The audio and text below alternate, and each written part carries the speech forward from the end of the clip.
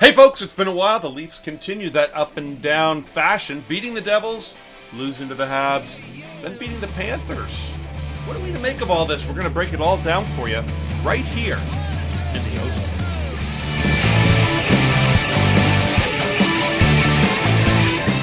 You're in the offensive zone, your place for Leafs hockey. Hey folks, welcome to the OZone. That's Coach. That's Katie. I'm the Devo. And we're here to talk all things Leafs as always. Folks, before we get into it, I want to remind you that we have a couple of big things coming up in the next few weeks. First of all, you need to subscribe. You don't want to miss Coach's Tiger Woods story. It is coming right here on the OZone. But also, we've got a giveaway of some Leafs tickets to an upcoming game, and it's only going to subscribers. So hit the little thing and subscribe. Okie dokie. A couple of decent games from Mrazek, some line shuffles, a loss to the Habs. What have you noticed over the past week, Katie? What's going on in Leafland?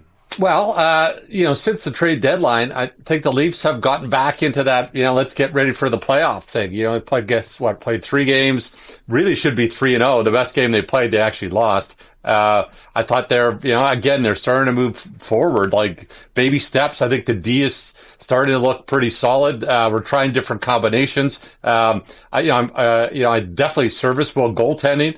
We've seen in the last little while, which has been good.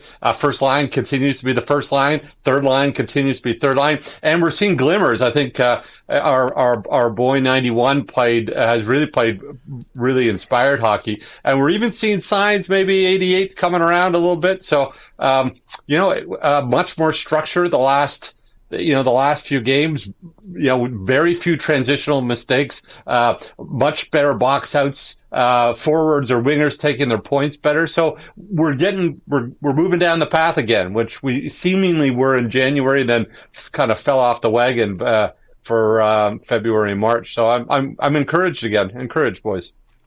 Yeah, it's true. Nylander's getting some shots. He's starting to look dangerous. Not necessarily a lot going in there. Coach, what's going on there with these Leafs? Well, I thought the last 3 games we've been great. I mean, that's the kind of hockey we want to play. Should have won all 3, as you said, Kev. You put 50 on the Habs, you're going to win most of those games. I wasn't too bummed with it. Hate to lose to the Habs, but still. So some things that Nylander got bumped off of that second line. And I was texting you guys in that New Jersey game. He just seemed like he didn't care, right? Yeah. So he seems to be mediocre, right? But has he really been mediocre? Here's a little stat here. This is from the New Jersey game where I thought he was terrible. So the shots were 10-1 in favor of the Leafs with him on the ice at even strength. Just because he doesn't try, maybe, doesn't mean that they can't get results. Then he scored. Right. So I don't know. We'll get into line combinations in a bit. That guy's still going to be important. We're going to need him in the playoffs. Yep. Yes. I think Mark Giordano has been just what the doctor ordered. Yes. I still would have preferred a right side guy. I'm not going to get on the soapbox again, but my goodness. Here's a little thing, expected goals. This is just the New Jersey game. Him and Liljegren, his first game as a Leaf, it was off the charts good. Yeah. So, and I like Keefe is saying, hey, that guy immediately brings presence. He does the right thing all the time, maybe not the flashy thing. He's been great. He really has. He's elevated that whole group.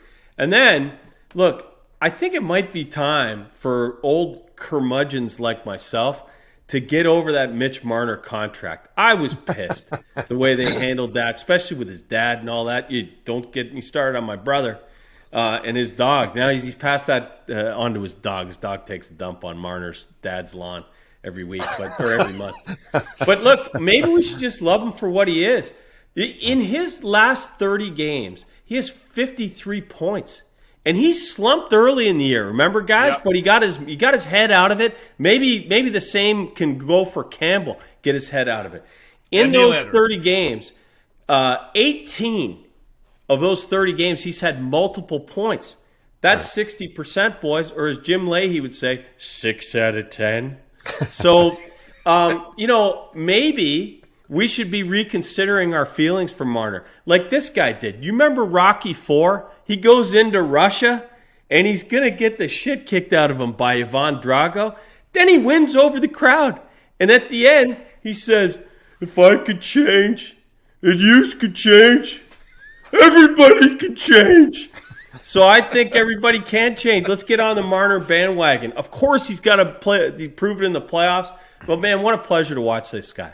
Yeah, beautiful. Yeah, it's true. I mean, look, whether we run the OZone once a week or once every couple of games, it's a similar theme, it seems. Matthews and the top line are amazing, and of course I'm including Marner in that. Nylander in the second line haven't really found it of late, although it does seem like something might be changing around there, and we saw Nylander got kicked off that line a couple times in the last few games. You hope someone responds there. Mrazek, decent goaltending. Look, this guy has been a consistent goalie most of his whole career.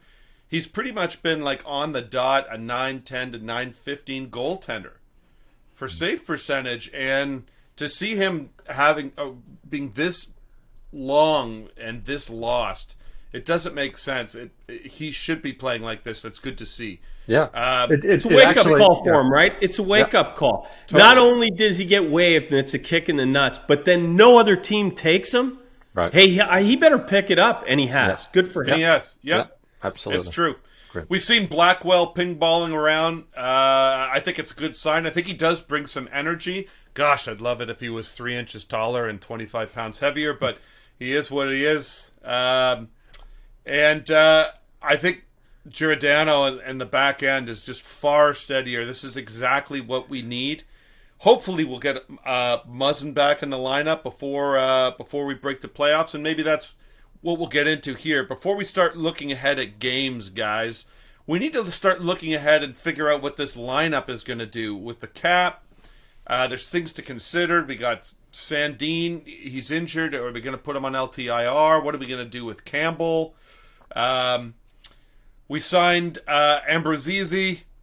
I think he's going to be playing sooner than later. He's actually with the club in Boston right now. Folks, if you're keeping score at home, I think he'll be wearing jersey number 26. You got Nyes still playing, but I think the Leafs are going to sign him up as soon as he's done with his current play. Where are they going to go from here, Coach? You know, Abruzzese, I don't know. He's a small guy, like a monkey. We got lots of guys like that. But we'll figure that out. Look, I want to focus on the D for a second.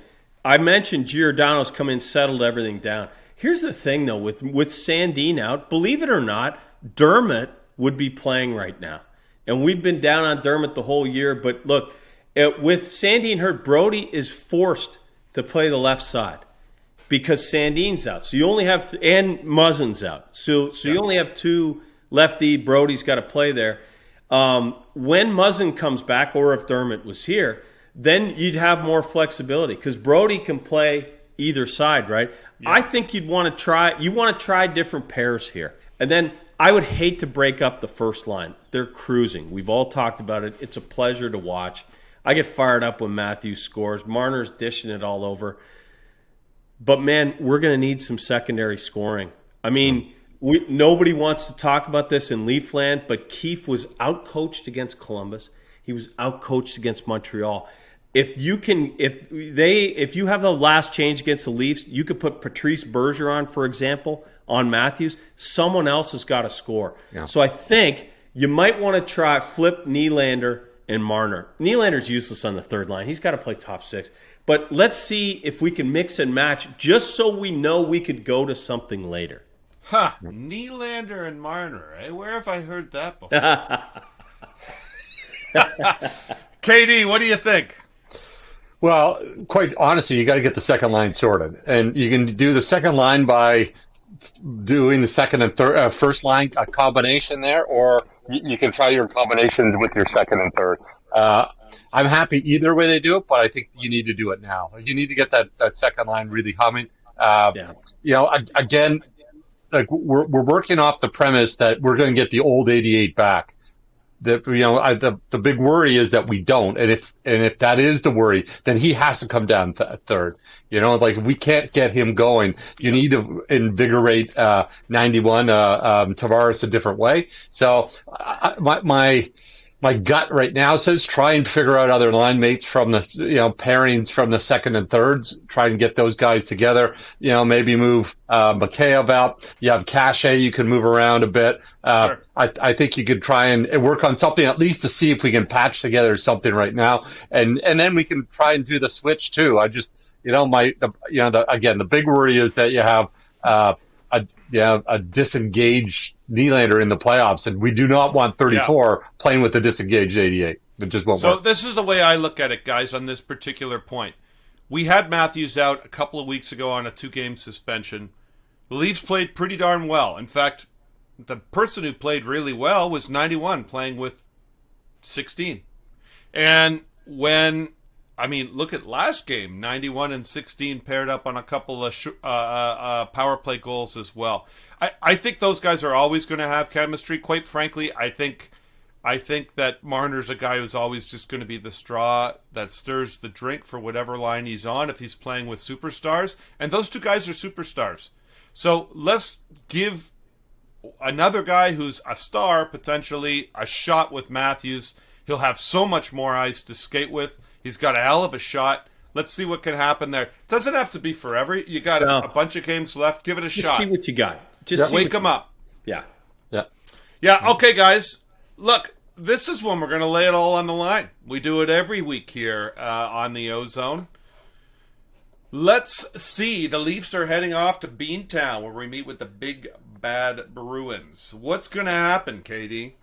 Well, this is getting back to a little bit of what Scotty talked about. I would like to see Riley play with a different partner. If the Leafs are really going to get through and win some of these rounds, they're going to have Riley, really joining that offense. And Boston is one of those teams. To be successful, the defense have to join the rush. Boston plays very well, very structured. So, Riley's a real key to beat Boston. So I like to see him have help, or maybe we see a different combo there. Maybe we go back to old school and we see a Riley engaged and Riley jumping in the rush and getting a couple points and Leafs sneaking out a win. All right, Coach. I love the way the club's playing right now, especially defensively. I think that'll continue. I think, they get last change. Bergeron's going to be on Matthews. That's going to be fun to watch. Yes. Bergeron's so good, right? But Matthews is an unstoppable force. That'll be cool.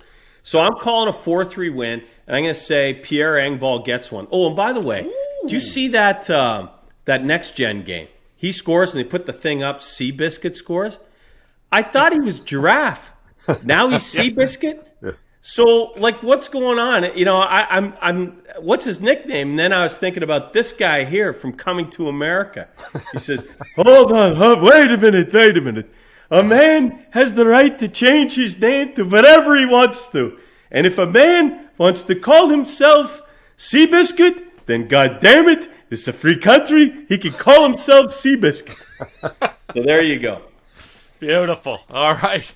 Well, it's a tough matchup as Leafs Nation is on high alert for sure. Boston plays tight. It's this time of the year where we're starting to get looking at playoffs. Boston is a team that we're maybe on a bit of a trajectory to play in the postseason. They play sound defense. They kill you off the rush, off their structure. These are areas of concern for Toronto. They also have a pretty awesome top line too, just like we do in Toronto. So I think special teams is going to be the difference in this one, and that's why I'm going to call the Leafs by a score of 4-2, an empty netter, and a shorty by soup. There you have it, folks. It's been a while, but we missed you. You obviously missed up. You keep coming back for your buds, and we keep giving you the straight goods. Don't forget to subscribe.